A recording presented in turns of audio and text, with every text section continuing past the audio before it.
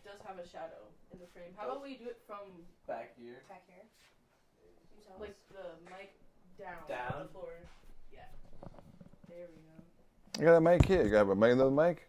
Mm-hmm. Double Yeah, mic? both. You got a double mic? Both, Yeah. Double mic. You got it. All right, listen. I'm going to start, okay?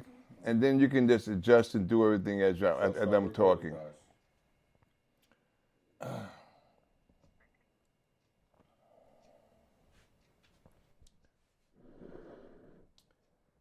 My name is Charles Dandridge. I'm a recovering addict. My story starts very young. I can remember taking beers from my father. He used to drink Miller High Life. And I can remember taking beers from him, half beers, little beers, and drinking his beer and getting a little buzz. I think that's the first time I ever threw up, was drinking his beer, and I threw up. I grew up in the Bronx, New York. It was back in the 80s. It's a different time back then. It was rock and roll, hippies, it's just a totally different culture right now back then. I graduated, I started drinking beer when I was young, about 14, 15 years old. I started drinking beer. I slowly graduated to smoking weed, but believe me, I hallucinated so many times drinking and smoking. It wasn't something I did every day, but on the weekends, me and my friends used to drink and we used to smoke weed. That slowly progressed from smoking weed to drinking liquor. Now, when I started drinking liquor, I started drinking wine. I didn't drink hardcore liquor. I drank cheap wine. I drank Wild Irish Rose.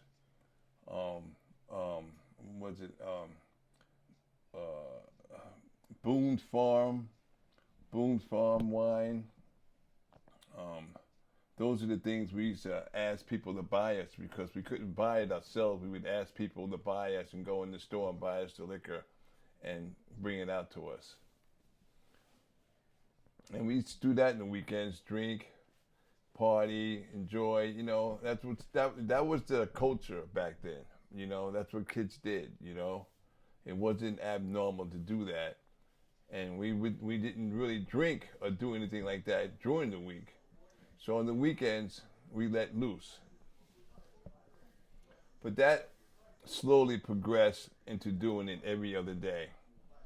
And then it started to be a problem. Then it started to be like every day we were drinking and drinking and drinking. Over the years, my drug of choice had changed. And I started drinking from smoking weed. We would start sniffing cocaine.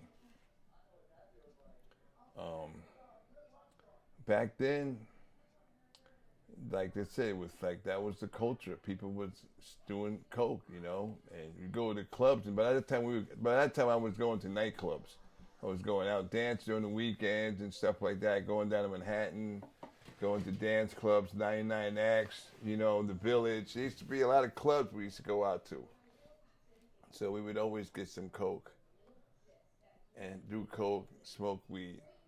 I didn't really drink that much, but drinking seemed to go with doing the drugs. As that went on, things progressed even more. It got to the point where just doing things occasionally didn't fit my suit. I wanted to do it more. So we wanted to do things more, but we didn't have money to do things more. And when you're in the city, you kind of adjust to the things you want and you adjust to the things you need. We all worked, we had kind of bullshit jobs, but the jobs couldn't pay for the drugs we wanted to do. So we became burglars, thieves. We were little thieves. 16, 17 years old, we were thieves. We used to burglarize stores. And one of our favorite things to do was we used to hit our elementary school, PS 100. What we did was we robbed the lunchroom. So at night we would break into the store, break into the school,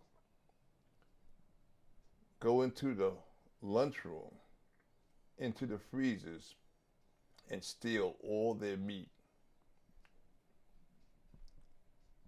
I mean, all their meat.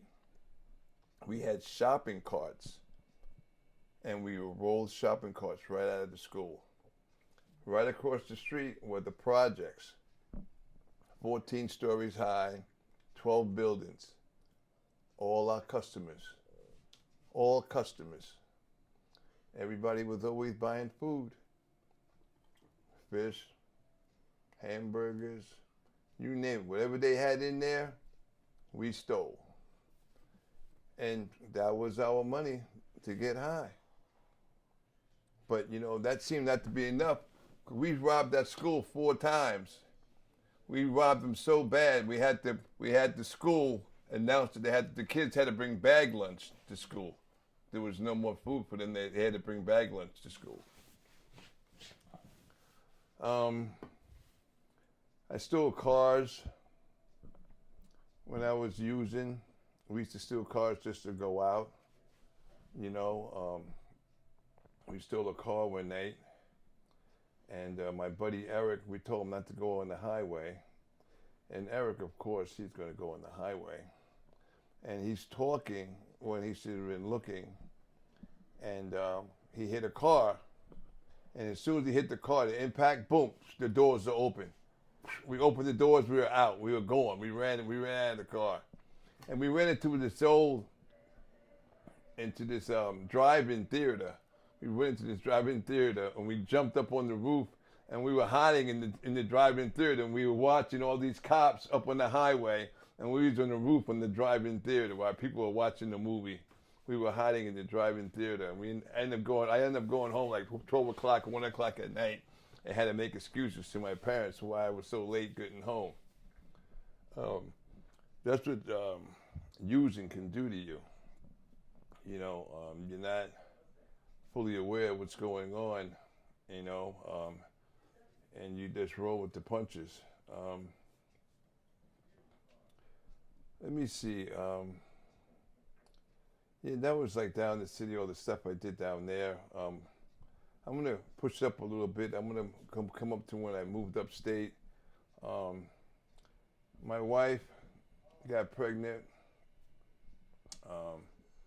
She had the baby. We got an apartment. We stayed down in the city for a while. She wanted to move upstate, and she didn't want to stay in the city anymore, so we moved upstate. Well, she moved upstate to her sister's house down in Beacon, and I stayed in the city for 2 more years.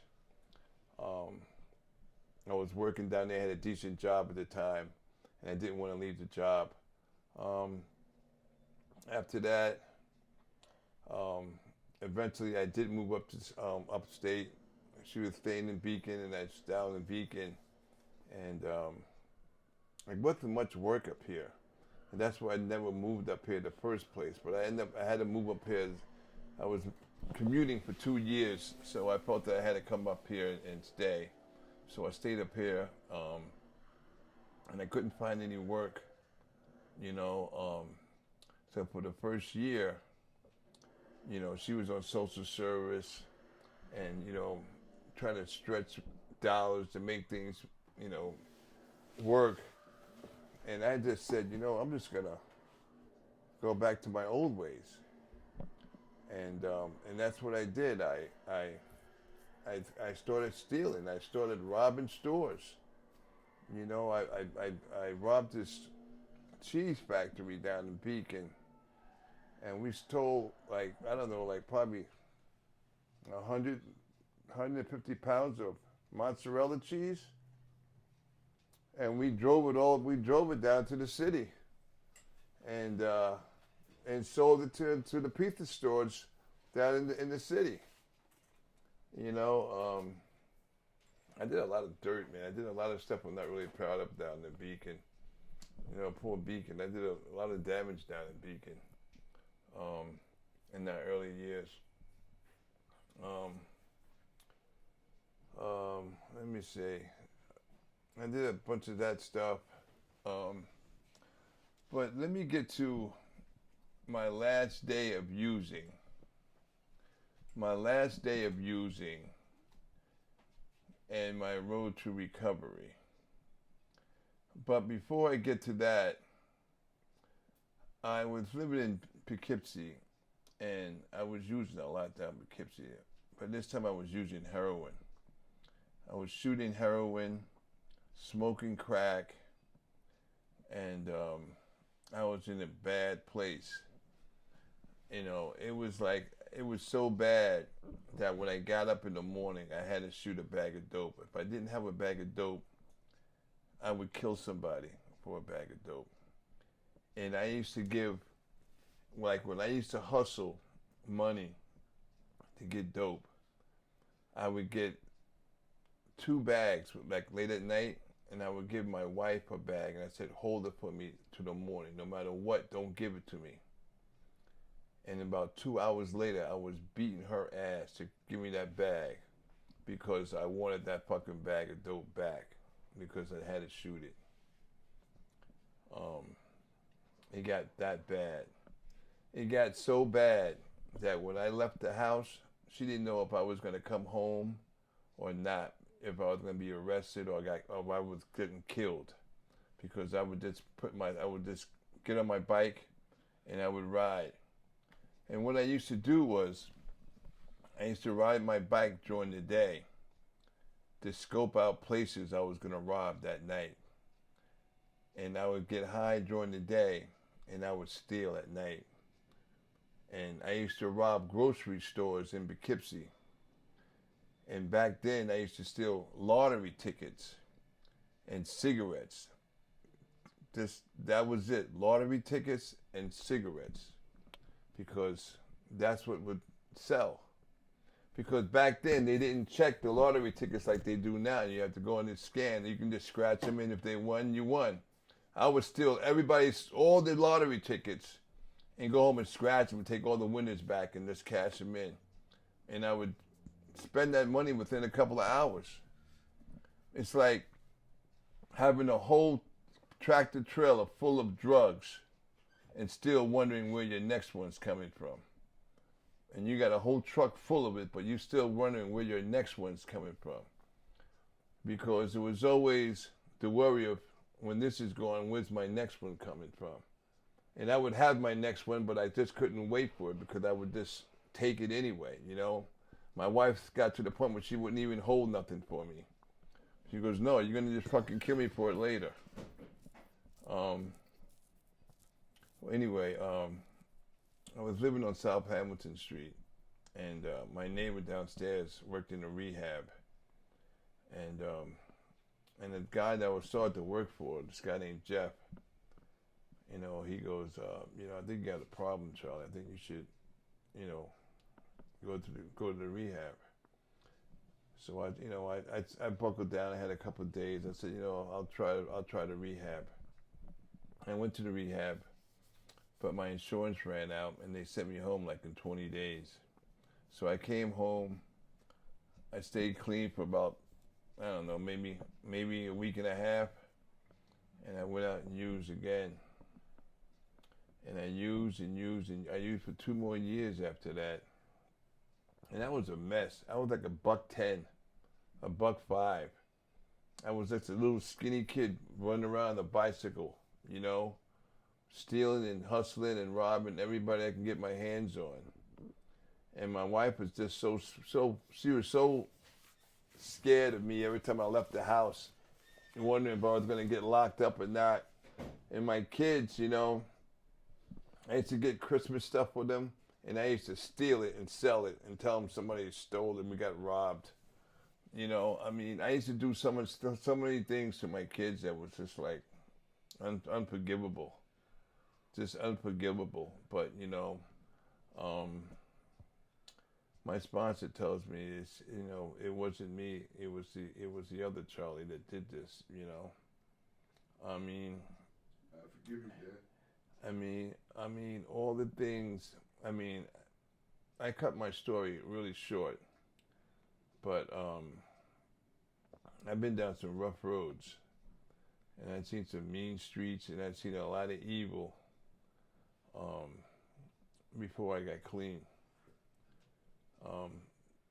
So back to my last day of using, you know, which all still dramatic.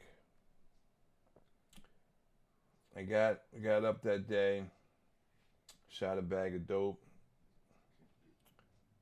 smoked some crack, smoked a joint.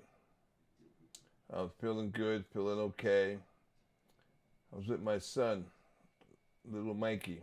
He was a little young kid, about 4 years old. We were walking down Main Street in the mall, and we stopped in a drugstore. It was in September.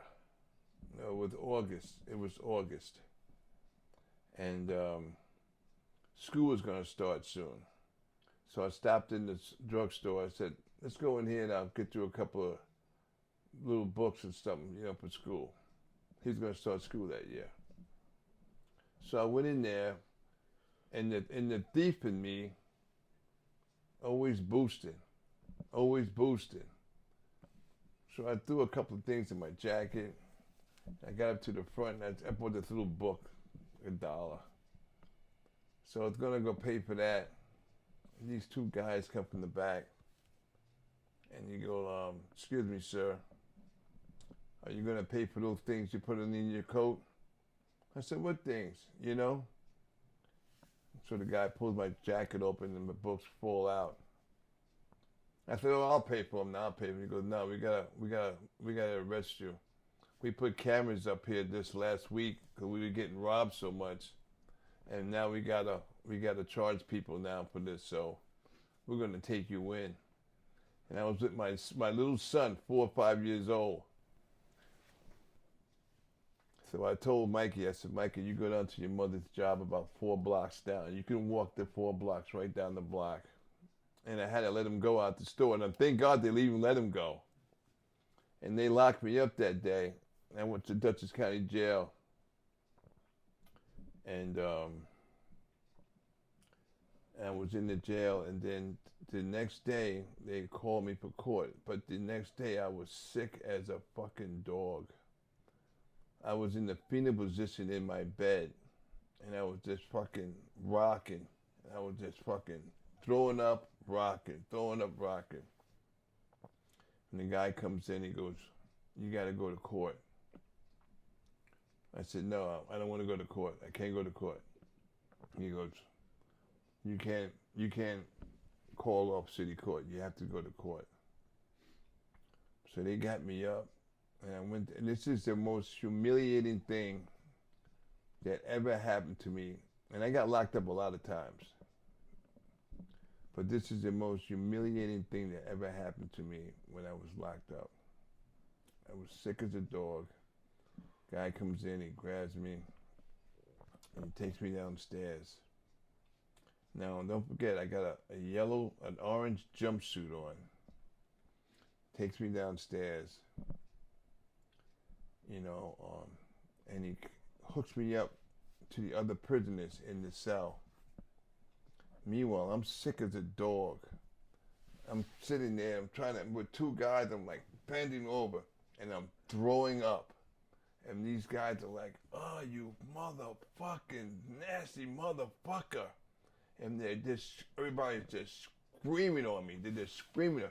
And I felt so humiliated, so like degraded, you know? And I was like this small little nothing guy on this, and I was just sitting there. I was like, and that was just so humiliating to me.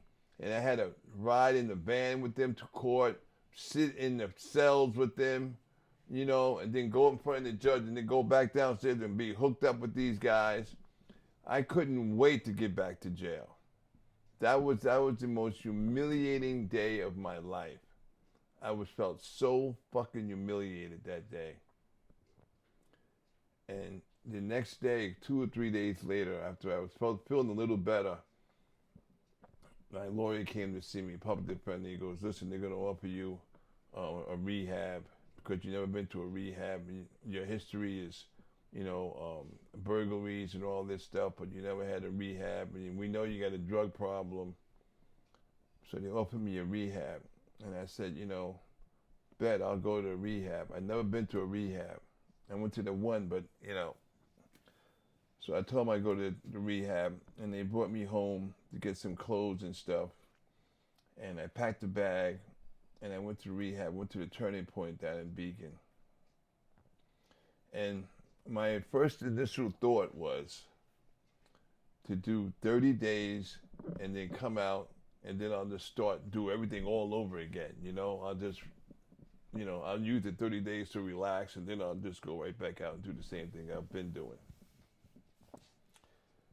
But I was in rehab, and I was there for about 2 weeks, and I was just doing the basic stuff, you know, going to classes, you know, eating, smoking cigarettes. And then this guy came in to share, just like I'm doing now, sharing. This guy came in that I used to get high with, but he like disappeared. I was wondering where he went. He just disappeared. And the guy comes in to share his story. And then when I looked up, I said, oh shit, Eugene, I said, yo, what's going on, man? Where the hell you been? He goes, good to see you, man. I'm glad you're here. He goes, Charlie, I'm glad you're here. I said, yo, I'm going in 30 days. He shared his story. He shared my exact story because we were in the streets together. He shared my story, and I was like, I sat and listened to him. I think that was the day I really listened to him. And I paid attention to everything he was saying. I was like, damn, there goes I. There goes me. You know, that's me right there. And he goes, I got clean, you know. If I can do it, you can do it. And he said that. I said, you know what? I can. And the next day when I went to class, instead of sitting in the back, I sat right in the front. I sat right in the front of that class, and I had my book out, and I started writing. And ever since that day, I said, you know what? I'm going to fucking do it. And I started working on myself, you know. I started seeing my faults, what makes my triggers, you know, the do's and don'ts, you know. And there was a lot of do's and don'ts, you know. No relationships, you know, in your first year. Work on yourself. You can't help others until you help yourself. Stop worrying about your family, you know, what they need. You know, you can't do nothing until you help yourself. Once you help yourself, and you're better, then you can try to do something for somebody else. I mean, there was a lot of things that were really hard for me at first because I was worrying about my family, and, you know, doing this and doing that. But, you know, I had to work on myself. So after my 30 days were up, my 30 days were coming up, they did an evaluation on me. They go, well, listen, you've been using for 20, 30 years. I think you need a little bit more time. I don't think you should go home. You should go to a halfway house. So we're recommending you for a halfway house. You know, we're not going to let you out of here until you go to a halfway house. I said, no problem. So I had had 3 choices, but I chose the Bolger House right here in Poughkeepsie. And people in recovery, they tell you it's very hard for you to get recovery where you lived at because you're around the same surroundings that you ran. You ran these streets, and it's not really good for you to go on those same streets and try to get recovery. But I told the lady, I said, listen, it's not going to be a problem for me. I know it's not going to be a problem for me. Anyway, I went to the Bolger house, and it was such a really, really beautiful place to be at. I felt so comfortable there. Anyway, it was a 9-month program. I stayed there for a year and 1 month. I stayed there for a year and 1 month because after the 9 months, I felt I could go, but I didn't want to leave. The house was doing so much for me, I didn't want to leave. I stayed there for a year and 1 month, and then when they released me and I went home, I was doing 2 meetings a day when I left there, and then I continued to do 2 meetings a day for the first 5 years of my recovery. I did 2 meetings a day for 5 years. They said, you get your marbles back when you do 5 years. You start to get your marbles back. You know, I did 2 meetings a day. After that, 5 years, I did 3 meetings a day because by that time I was sponsoring people. You can't keep it unless you give it back. You have to return the favor. You have to do for others what they've done for you. That's how the program works. I've been in Narcotics Anonymous. My clean date is August 17th, 1998. I've been clean for like 28 years. And that's a lot of work, but I wouldn't give anything up, because without my recovery, I would have nothing. I would not be sitting here right now. I mean, my recovery, I got to see my grandkids, I got to see them getting raised, I got to reunite with my own kids, I got my family back, you know, my sisters and brothers, nobody wanted to deal with me. Nobody, sorry, don't, hang up. Hang the phone up. Nobody wanted to deal with Charlie. Nobody wanted to deal with me. You know, I didn't want to deal with myself. You know, I didn't even know the person I became. You know, I don't know who that person was. But thank God I found recovery, because without recovery, I would have nothing. I would have nothing without recovery, you know. It taught me a lot. It taught me a lot about myself. And the do's and don'ts. The do's and don'ts. That's the most important, you know. You only give what you got.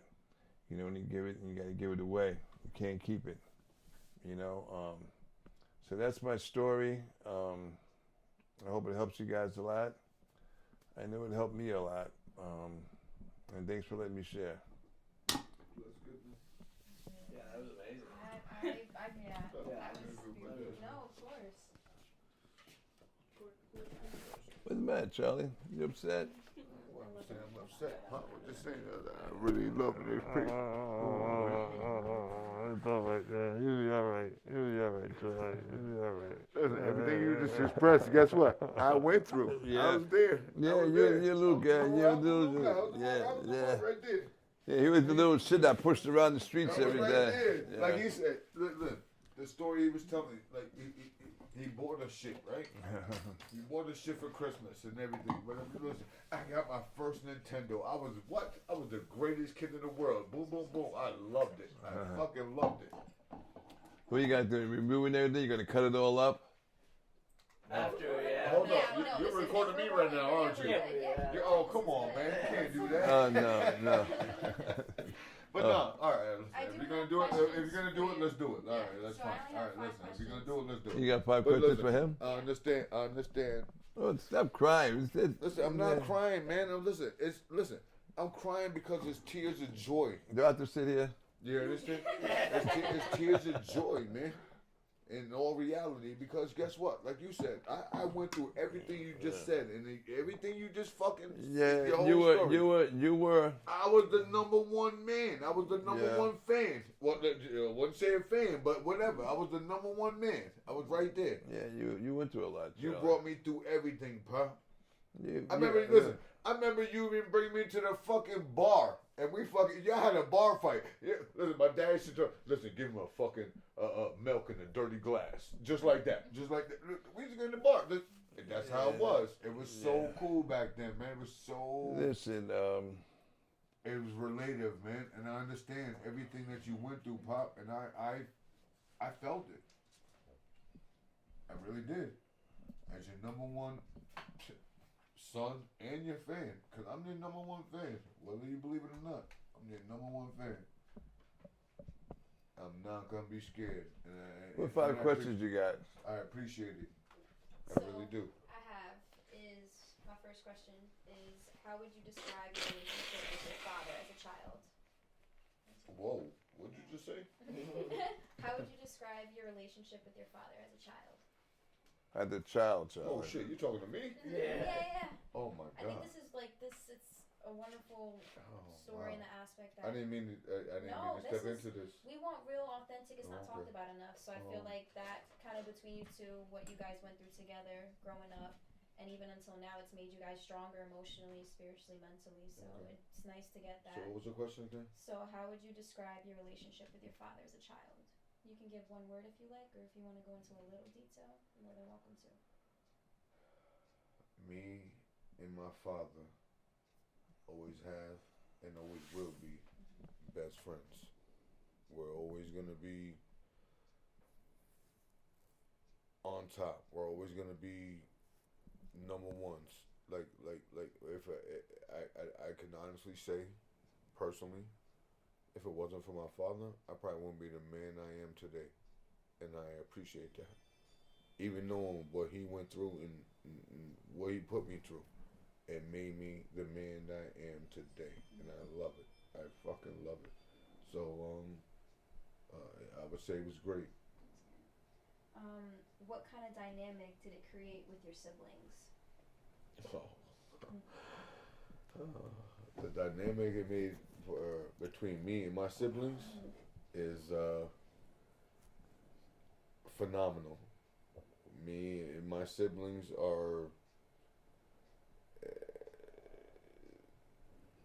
I don't know how to explain it. You know what I would say? It's unstoppable because me, my brothers or sisters, if we all together and you try to come at us, man, you ain't gonna stop us. There's no way in hell. There's no way in hell.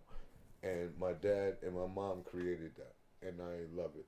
I love it to death. What's your favorite memory with your dad? Oh man. Oh man. My favorite. I would say Yeah, there's one thing that I remember really good was one time we took my son and my other best friend, I know what's gonna go. my other best friends, Michael.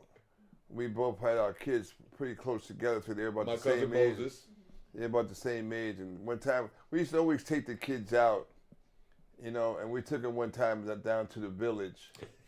And we had a really cool, great time. He had broke his arm. I did. He had a cast on his arm because he was playing in the park and broke his arm. I jumped off the swing. And boom, I broke my arm. So I took him down to the village, and we used to always go down. Every time we used to go out, we used to go down to the village or Central Park, because that's where like I say the times back then. The times where people would hang out in the village, and you had the peace and love down there, and you had people down there playing music in the park, kids playing. So we used to love that atmosphere and go down there, and we used to have a lot of great times down there. So that's my times of like really remembering when they were young. That's where we used to always go downtown and go to the village or Central Park and hang out down there. I have another a little thing on top of that. Him and, like you saying, his brother Animal, my uncle Animal, Michael, whatever. They used to bring us to the arcade on 42nd Street. Oh, yeah, Listen, yeah. I'll tell you the biggest arcade you will ever see in your life. Listen, that's the kid's dream. It's a kid's dream, period. Period. Yeah. So we was out there and they gave us all these tokens, that we doom boom. And listen, we set our fathers up, man. We bought these Chinese finger thing or whatever. And yo, both of our fathers were locked up. You better get us out of these shits, man. It was unreal. That I love. I remember that. And I remember another time they brought us down to Central Park, and my arm was still broken. Whatever this, that, third. It was hot as hell out. And there was a sprinkler. Whatever. Not one, but both of our fathers just threw us in the fucking. Hey, you're hot. Hey, good. There you go. Now you're cool. You know what I mean? And that's the things, man. I love it. I'll never forget it. I love that. How has his recovery journey impacted you? Oh man.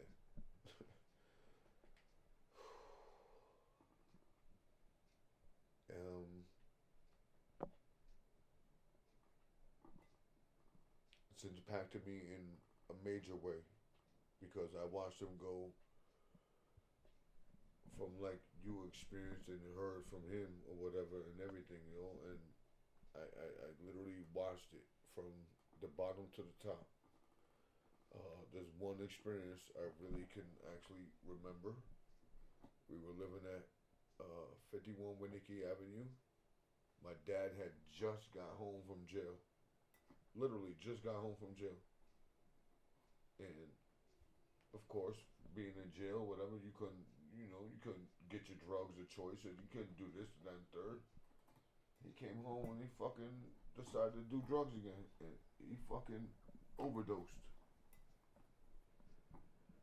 And I can honestly tell you, I ran across the street, I pulled the fucking fire alarm, this, that, and third, had people coming there, everything was going crazy. The cops wouldn't let me in the fucking house. And I made my way into the house. I actually hit a police officer. They were trying to arrest me. But, yo, the second I walked into the living room, my dad woke up. And do I think I think I caused that? Yes, I do. Because I do. And, yeah, that's the worst part and the greatest part of my life, because that's when he went into recovery, and I think it was great. Absolutely. And my final question is, what would your younger self say to your dad? Oh my God.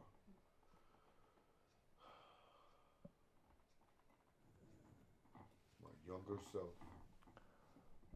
All right. Snap out of it. No, I'm not snapping out of it, Pop. Listen, No, I'm saying you should say snap out of it. Oh, okay. Nah, what I would say, my younger self would say to my dad is, to be honest, as much turmoil, welcome back. Everything you ever fucking put me Welcome through. back. Exactly. Welcome back, and you know what? I would never change anything about it, because you know what? It made me the man who I am today. And I think I'm a great man. And you made me that. No matter what you went through, what we went through, we did it together. And we're always going to be here together. You understand? I love you, Dad. You know what? Recovery hits everybody different. You know, there's a lot of people you have to make amends to certain people and, right your wrongs and take it the way they want to give it. Some people accept it and they go, I know it wasn't you, you know. Some people are like, get the fuck away from me. I don't give a shit. I don't give a fuck what you were, you know. I don't care. But, it's not your job to figure out if they take it or not. It's just your job to tell it. Your job is to go out there and admit your wrongs to that person. And whoever, he can punch you in the face and knock you out. That's just it. That's the chance you take. But it's just your job to go out there and admit that you've done wrong and you just want to apologize for what you did.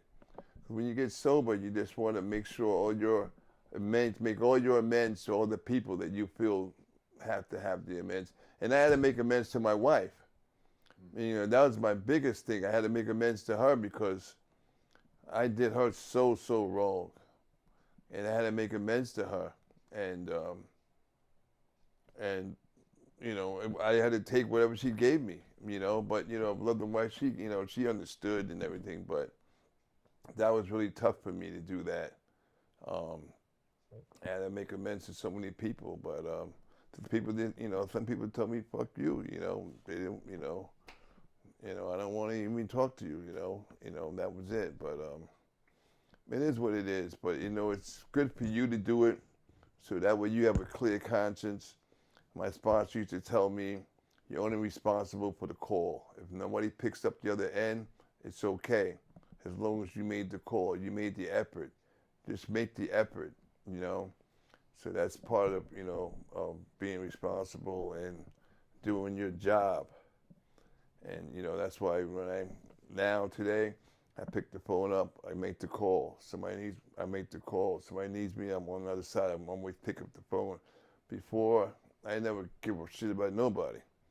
I showed up when I showed up. I got back when I got back. I did what I had to do, and whoever long that's going to take me, that's going to take me, Sometimes I never came home. I got arrested, I did a lot of jail time. I did year after year after year. I was always in jail on the holidays. When Christmas came up, I was in jail. I was never around when something was going on. I was always in jail because I did bullets like back to back, bullets, back to back. You sure did. I was away from my kids most of the time when they were growing up. Listen, I was graduating from elementary school. I was going from 5th grade. Listen, I had a brand new tux and everything. I had to go visit my dad in fucking jail. Yeah, they stripped me down to my drawers. They literally stripped me down to my fucking boxes to go see my dad. Because they really thought I was bringing stuff. Come on, man. Bringing something in there. Did that. And guess what? I didn't care. My wife used to hate to go to jail. She hated. She goes, I hate coming here. I hate bringing the kids here to come. I didn't come in. They wanted to come see you. I hate to come see you. It was really bad. It was just terrible. It was just really bad. It was a bad situation. I put my kids through a lot of shit, But that was then, that was, listen.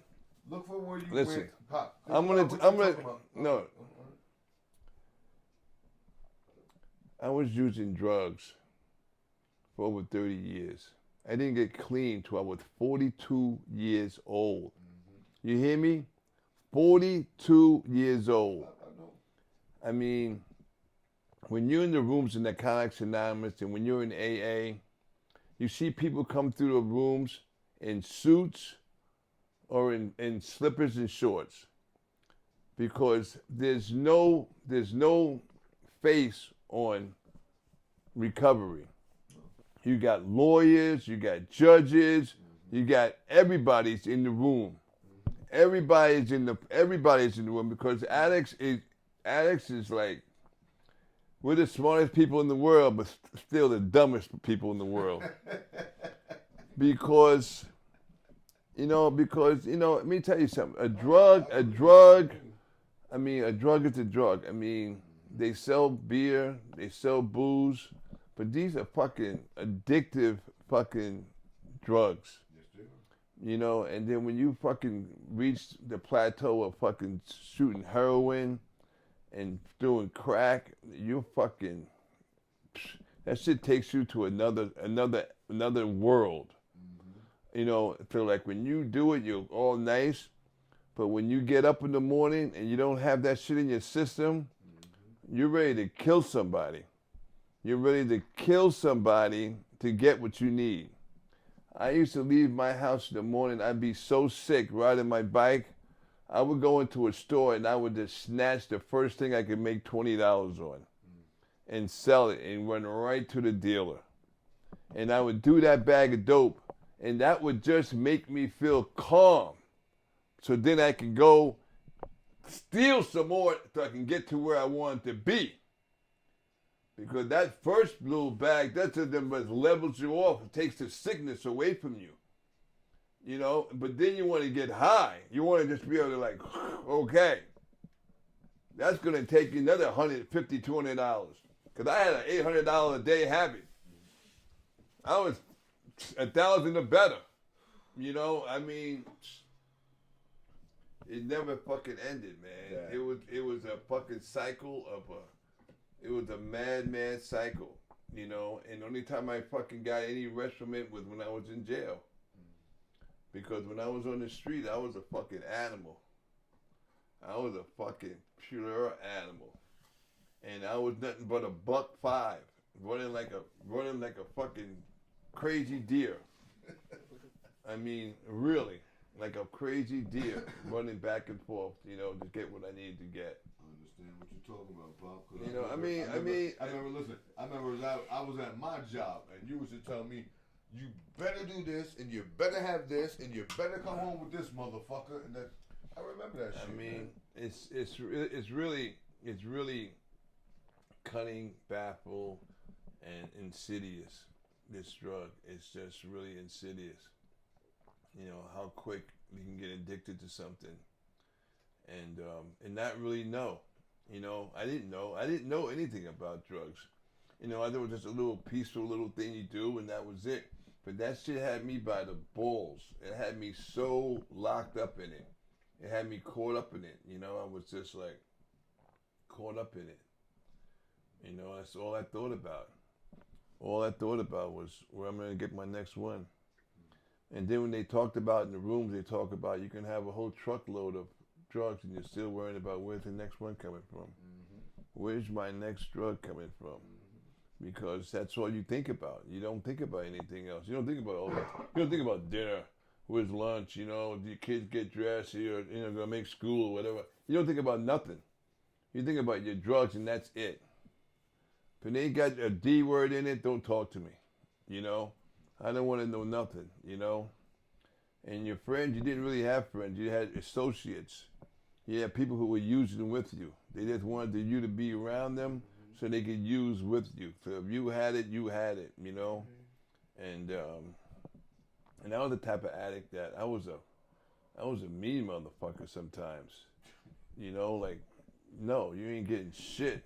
I don't give a fuck. We're supposed to go half. I don't give a fuck. You know, I give you a water shot. I don't give a shit, you know. I'm fucking, you know. I was a mean motherfucker, man. I didn't take no shit. Don't fuck with my shit, man. But you know what? You know, I mean, I'm just glad I'm just away from that shit, man. Let me tell you, that shit had me locked up for a long time. Sure did. I was a prisoner for a long time. My kids were like 15 years old by the time I got fucking clean. It took me a long time to get clean. But when I did, it was like day and night, man. Sure was. Day and night. You know, when I first came home from rehab, and I was home, my kids just tell me, Dad, you going to a meeting tonight? I said, yes, I'm going to a meeting tonight. And they used to tell me that for a whole year after I left the rehab. You going to a meeting tonight, Dad? Going to a meeting tonight? He used to ask me every night, you going to a meeting tonight? I really did. I said, yes, I'm going to a meeting. I'm leaving right now. I'm going to a meeting. Yes, I'm going to a meeting. Yes, I'm going to my second meeting. I'm going to my other meeting. Yeah, my kids were like, they were like on me because they didn't want to lose me. They didn't want to lose. They didn't want that animal to come back. They used to ask me every night. I had to tell my wife. I said, the kids are like asking me, Coach. Yeah, they don't want you to. They know what the hell's gonna happen. Mm-hmm. They don't want that shit to happen no more. Like you just said, Pop, I went through that shit for over 15 years. Yeah. From the day I was born to the fucking shit. You know what I mean? It's crazy, man. Okay. Listen, but I can tell you this, Pop. I'm so proud of you because you actually fucking made it, and you actually. Yeah, let me tell you something. And listen, you made me the man that I am today, and I'm a successful. I went through rehab in '98, and out of all the people that my graduating class left out of the house with, I'm the only person that lasted over 5 years. So the ratio for recovery is very low.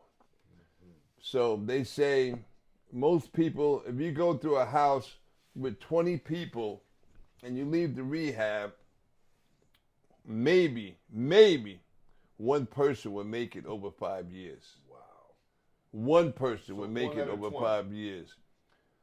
Because the ratio, I don't know what the ratio is now, but back then, it was like one person would make it 5 years. 1 out of 20. Because the house is your safety net. Because like when you're in a halfway house, sure, they let you go home on the weekends and stuff like that, but when you come back, they blood test you and everything to see if you use. And if you use, you have to go back to rehab, or we can just say, okay, you can cut the cord, you can just leave. Yeah. But,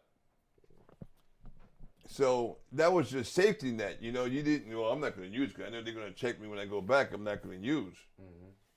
But once you leave the house, you don't have nobody watching over you. So that's when your recovery really starts, when you leave the house.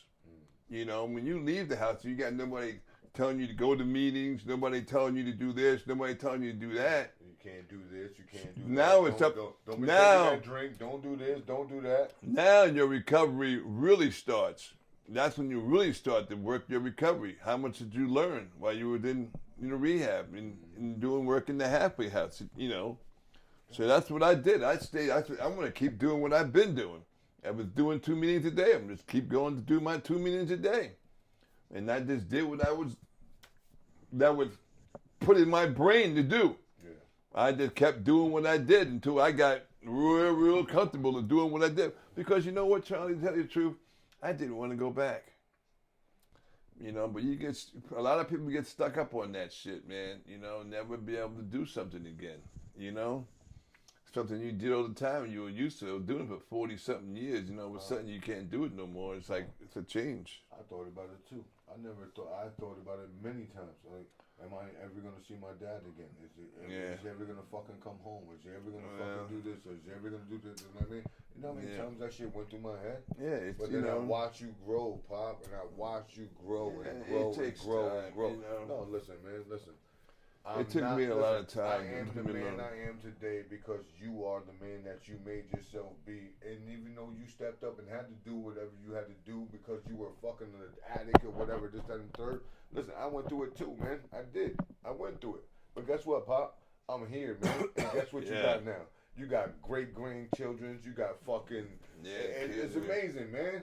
Kids so and just be kids, happy, kids. bro. Listen, you made Yeah, it. I'm happy How many- today. how many of I'm your happy friends- today. How many of your friends are not here right now? I know all my friends are dead, man. You know what I mean? How many of your friends Yeah. are not here right now? Because you decided to turn your fucking life around. Yeah, you lose a lot. And when you did that, You lose a lot you of- turned your life around for a lot of other people. You And then you yes, your you children you and lose a children lot too. of so-called friends when you go into recovery. You notice you'll realize who were your friends and who were just associates. I didn't have no friends anyway. I had people. I had using partners. I never really had any friends. Right now, I got like five people I can call friends today. You know, that'll be there for me no matter what. You know, so you know that's 5 that I could never get back.